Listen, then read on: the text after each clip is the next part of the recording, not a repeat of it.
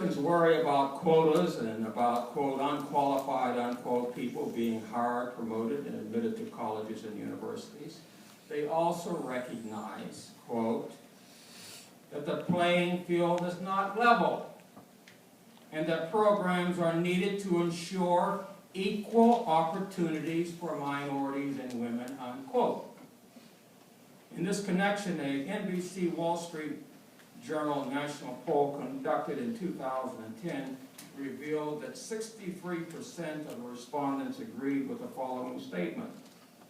Affirmative action programs are still needed to counteract the effects of discrimination against minorities and are a good idea as long as there are no rigid quotas, unquote.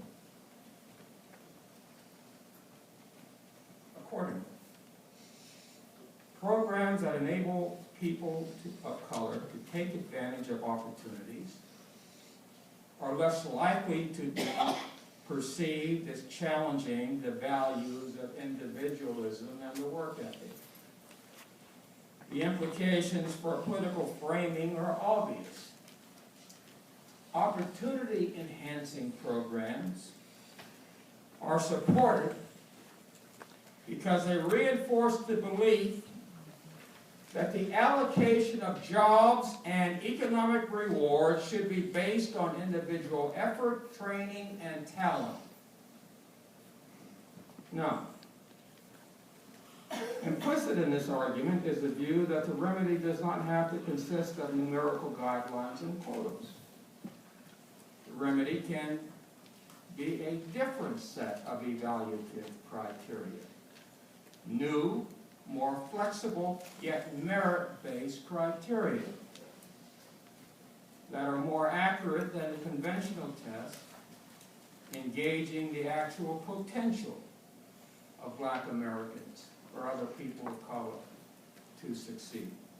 Indeed, you know, it's not readily apparent to what extent the standard measures of aptitude like the SAT or the law school admissions test, the LSAT, or even the test widely used for promoting police officers measure real merit and not just privilege.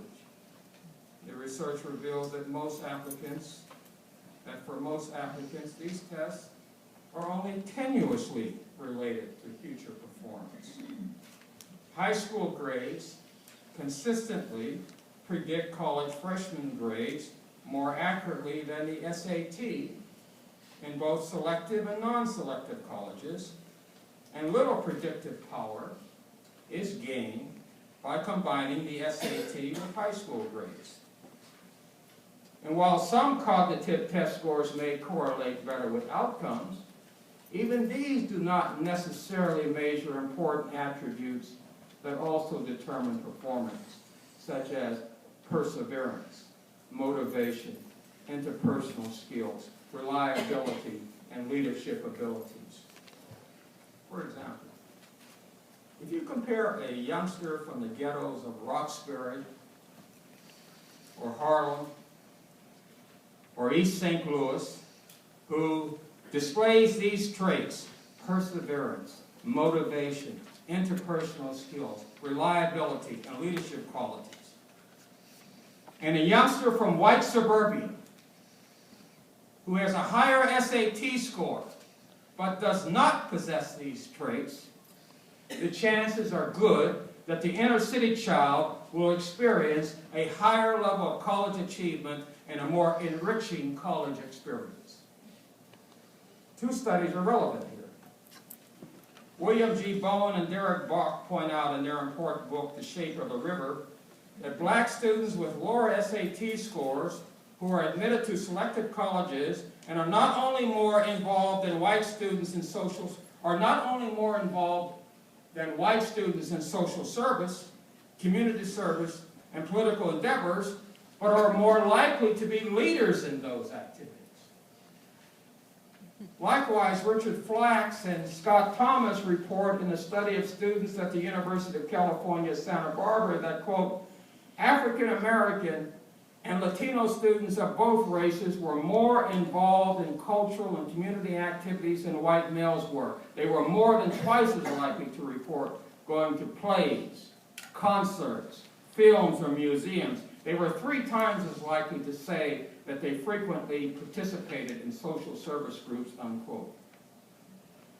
As a law professing student, Susan Sturm and Lonnie Guinier have argued, we need, quote, to improve the capacity of institutions to find people who are creative, adaptive, reliable, and committed, rather than just good test takers, unquote. Now, when I call for flexible, merit-based criteria, I do not mean that standard aptitude tests such as the SAT should be abandoned. Rather, they should be given less weight in making school admissions decisions. For example, some campuses have developed new admissions criteria recognizing that the potential for success is demonstrated in numerous forms and can be measured in various ways. Although test scores, courses completed, and grades remain important, these campuses also considered other factors, including an applicant's initiative and leadership, ability to overcome personal hardship, self-awareness, civic and cultural awareness, honors and awards, and specialized knowledge. These new criteria reflect the findings of involvement theory. The more students are involved and socialize in their education, the more likely they are to succeed. These new criteria, if used effectively, would less likely exclude people who have just as much potential to succeed as those promoted or accepted from more privileged backgrounds. Now, I call this approach, with its emphasis on flexible, merit-based criteria of evaluation, affirmative opportunity, not affirmative action. I was an informal advisor to President Clinton, and when he was considering what to do about affirmative action, and finally ended up by saying, mend it but don't end it.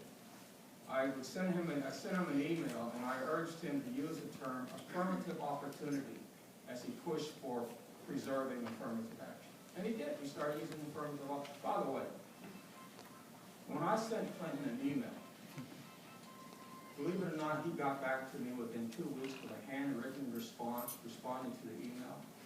And I found out later, I could never understand, he had given instructions to his people at the White House, when Wilson sends me an email, I want to see it.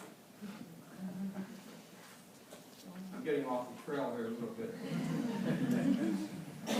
Clinton reminds me that I was at the Economic Summit Conference, his Economic Summit Conference in 1990, before he assumed the White House, and he had a general. He invited all these analysts to the summit, financial analysts and a few economists, and a couple of non-economists like myself and Bob Putnam.